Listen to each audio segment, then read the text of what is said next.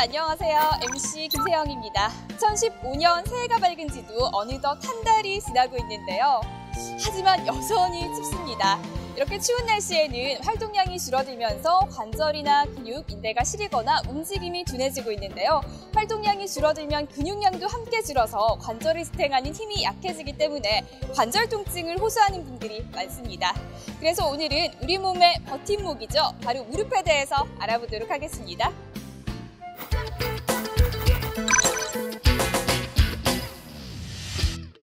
네, 오늘 이 시간에는 부산본병원 김호준 원장님 모시고 무릎 질환에 대해서 알아보도록 하겠습니다. 원장님 안녕하세요. 네, 안녕하세요.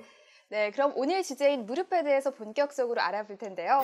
먼저 무릎의 역할에 대해서 설명 부탁드립니다. 네, 무릎 관절은 우리 신체 관절 중에 가장 큰 관절이고 일상생활을 수행하는 데 필수적인 기관인데 이 무릎의 역할은 뼈와 뼈, 그러니까 대퇴골과 경골이 만나서 우리가 움직일 수 있도록 하는 역할을 하게 됩니다.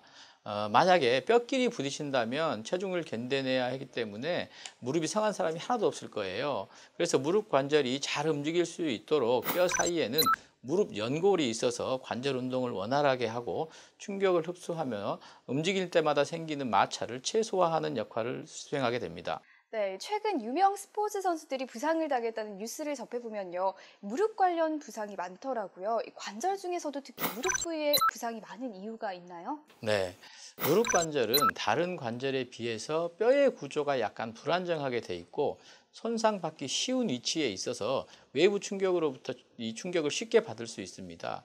또한 가만히 서 있어도 무릎에는 체중의 약 두세 배에 달하는 체중이 전해지게 되는데요. 격한 스포츠 활동을 할 때는 무릎에 심한 경우 5배에서 10배에 달하는 하중을 받게 됩니다. 그래서 스포츠 활동 전에는 반드시 무릎 주변을 충분히 스트레칭하는 것이 필요하겠고 가능하면 무릎을 보호할 수 있는 장비를 착용하는 것이 좋습니다. 그리고 일상생활 중에서도 계단을 내려오실 때나 그러한 동작을 할 때는 특히 조심하는 게 좋겠습니다. 네, 체중이 무릎에 미치는 영향이 크다는 말씀이신데요. 그렇다면 만병의 근원인 비만의 경우에는 무릎에 상당히 위험 요소가 될 것 같습니다. 어떻습니까? 퇴행성 관절염으로 인공관절 수술을 받은 환자 10명 중에 7명 이상이 정상 체중 범위보다 더 무거운 비만이라는 사실이 확인되어 있고 비만이 또 다른 문제점으로 부각되고 있습니다. 비만은 고혈압이나 당뇨, 뇌졸중과 같은 심혈관계 질환의 위험성을 높일 뿐만 아니라 무릎 관절의 체중의 부하를 키움으로써 악영향을 미치는 이러한 만병의 근원이라고 할 수 있는데 꼭 비만이 아니더라도 체중이 정상보다 약 1kg 정도 줄면 무릎에 가해지는 힘은 실제로 거의 5kg 이상 줄어들다고 합니다. 따라서 체중을 줄이는 것은 관절염의 진행에 매우 좋은 영향을 주게 됩니다. 네, 체중이 무릎에 미치는 영향이 크다는 말씀이신데요. 그렇다면 무릎에 통증이 있다면 어떠한 문제들로 인해서 발생되는지 궁금합니다. 네, 통증, 부종 등의 증상이 나타날 때는 무릎 관절 주변에 골절과 같은 골 손상의 여부를 확인하는 것이 우선 중요하겠지만 그러한 골 구조를 확인하는 것 못지않게 중요한 역할을 하는 것이 무릎 관절 속에 있는 반월상 연골판이나 십자인대, 또 관절 주변의 측부인대, 연골 또는 주변 근육, 힘줄 손상 등이 있는지를 확인하는 것이 중요합니다. 실제로 무릎 관절 주변에 골절이 발견돼서 여기만 이렇게 신경 쓰고 치료하다 보면 나머지 연부 조직의 손상을 관가하게 되거나 골절이 없으니까 특별한 연부 조직의 손상도 없을 거라고 생각하는 잘못을 저지르지 않도록 주의해야 합니다. 만성적인 무릎 통증이나 기능장애의 가장 흔한 원인은 관절염입니다. 퇴행성 관절염이나 류마티스 관절염, 외상성 관절염 등이 가장 흔한 유형들입니다. 네, 그렇군요, 원장님. 그렇다면 전 국민 대부분이 앓고 있다는 관절염은 어떤 질환인가요? 네, 관절염은 관절을 보호하고 있는 연골의 손상이나 퇴행성 변화로 인해서 관절을 이루는 뼈와 인대 등의 손상이 일어나서 염증과 통증이 생기는 질환입니다. 가장 흔히 관절염이 발생하는 경우는 노화에 따른 퇴행성 관절염입니다. 노령 인구의 증가에 따라서 그 발병 확률도 증가하는 추세고 나이가 많아질수록 여성에게서 더 자주 많이 나타납니다. 경우에 따라서는 관절 연골에 손상을 줄 수 있는 외상이나 질병, 기형 등이 원인이 돼서 발생하는 경우도 있습니다. 류마티스 관절염이 그 대표적인 경우입니다. 최근 스포츠 활동이 많아지면서 무리한 스포츠 활동으로 인해서 젊은 층에서 관절염이 발생하는 빈도도 증가하는 추세에 있습니다. 네, 관절염의 치료를 위해서는 정확한 진단과 검사가 꼭 필요할 것 같거든요. 관절염의 진단과 검사는 어떻게 이루어지나요? 네, 무릎 관절염의 진단에서 가장 중요한 것은 환자의 임상 증상과 진찰 소견인데요. 환자분들은 병원을 보통 내원할 당시에 무릎 관절 내측에 국소적인 통증을 호소하게 됩니다. 이때 의사들이 진찰을 해보면 내측 부위에 압통, 눌러서 아파하는 소견이 보이고 부종, 약간 부어있는 소견들도 관찰할 수 있습니다. 이런 증상이 관찰될 때 엑스레이 사진을 찍어보면 퇴행성 관절염이 진행하고 있다는 것을 진단할 수 있고요. 조금 더 조기에 발견하기 위해서는 MRI 검사 등을 통해서 퇴행성 관절염을 조기 진단할 수는 있습니다. MRI 검사는 사진을 보시다시피 관절 내에 연골과 연골판 그리고 각종 인대의 모양이나 또는 이상 소견 등을 알 수 있는데요. 왼쪽에 있는 사진은 정상 MRI 사진이고 오른쪽에 있는 사진은 연골의 결손이 있는 MRI 사진입니다. 대개 환자분들이 빠르게 통증만 없애려고 한다거나 또는 비용적인 부담으로 인해서 정밀 검사를 하지 않고 치료하는 경우가 또 있는데요. 이런 경우에는 정확한 진단이 없기 때문에 통증 치료만 하게 되고 그에 따라서 나중에 이 관절의 마모가 점점점 진행하면서 통증이 다시 재발한다거나 또는 장기간의 약물 투여로 인해서 위장 질환 등이 생길 수도 있습니다. 이렇게 수차례 관절내 주사를 통해서 이 관절내 감염 등이 발생할 수도 있고 이렇게 해서 사실은 처음에는 간단하게 치료하려고 하나 그것이 결국은 개인적으로나 경제적으로 큰 손실을 입게 되기 때문에 이러한 관절염의 진단과 치료에서는 초기 진단할 때 정확한 진단을 하는 것이 치료를 하는 환자분에게 도움이 됩니다.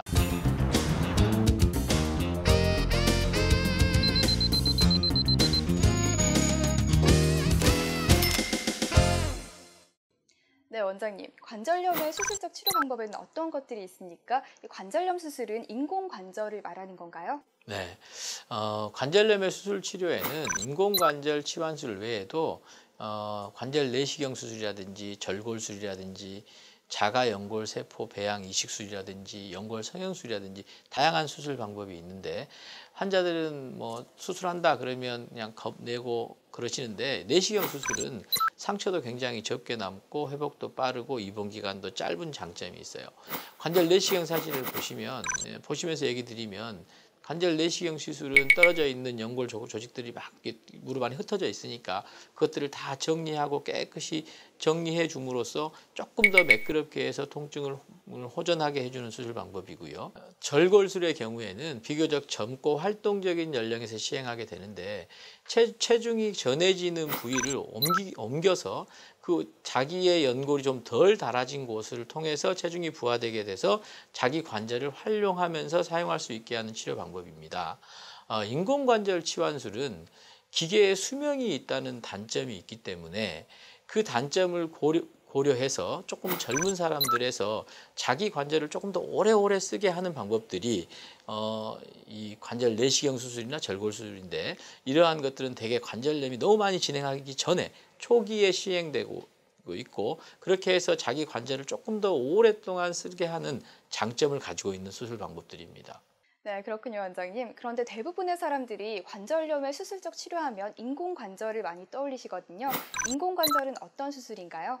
네, 인공관절 치환술은 관절염으로 관절이 파괴되고 여러 가지 다른 치료를 통해서 관절의 통증이나 운동 기능을 회복시켜 주는 게 불가능하다고 할 때 시행할 수 있는 수술인데요. 다 있는 뼈나 연골을 다 제거하고 그 특수 금속으로 만든 인공관절물을 넣게 되는 수술인데 최근에는 많이 보편화돼서 흔히 행해지는 수술입니다. 먼저 인공관절 부분 치환술에 대해서 설명을 드리겠는데요. 부분 인공관절 치환술이라는 것은 관절의 한쪽 부분만 많이 닳아진 경우에 그 닳아진 부분만 인공관절로 바꾸는 방법인데 이 수술의 장점은 피부의 절개가 적고 그로 인해서 연부 조직의 손상도 적게 됩니다. 그리고 수술 후에 재활 기간이 전 치환술에 비해서 조금 빠르고 또 결과도 조금 더 좋기 때문에 증상이 있는 부분만 치료가 가능하고 짧은 기간에 조기 회복이 가능하다는 장점이 있습니다. 지금 보시는 사진은 이 무릎 인공관절 부분 치환술을 하기 전후의 사진인데요. 관절 내시경 사진상에는 연골 내측이 심하게 파괴되고 뼈가 노출되어 있고 안쪽 부분만 이렇게 상해 있는데 부분 치환술을 통해서 안쪽 부분만 치환하는 수술이 되겠습니다. 다음 치료 방법이 이제 인공관절 전 치환술인데요. 퇴행성 관절염 말기에 이르면 통증이 아주 심해지는데요. 사진을 보시면 무릎 관절의 안쪽의 관절염으로 인해서 뼈가 닿아 있고 관절 간격이 좁아지고 있고 그래서 지속적인 통증과 관절의 부종 또는 운동 제한, 구부러지고 펴지고가 잘 되지 않는 경우가 이제 발생하게 되는데 이런 경우에는 인공관절 전 치환술을 하게 됩니다.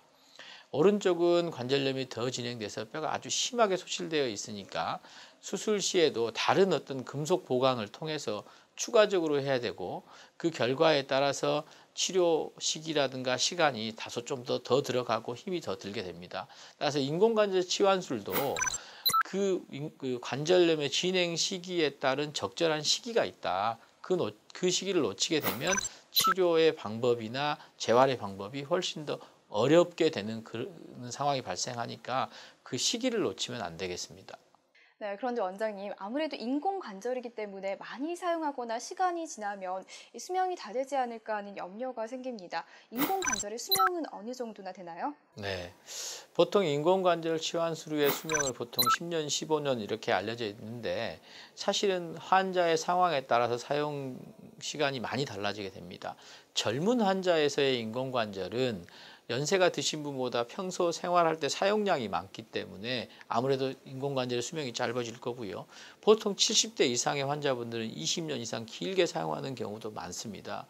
인공관절의 수명은 보통 10년에서 15년으로 알려져 있지만 수술 후에 내가 사용하는 양이 어떻게 되느냐, 내 근육 상태, 내 재활 상태가 어땠느냐에 따라서 결정되는 부분이 더 많기 때문에 본인이 수술 후에 꾸준히 잘 관리해주고 정기적인 점검을 하면서 상태를 유지한다면 20년 이상 사용하는 것도 요즘은 별 무리가 없을 거라고 내다보고 있습니다.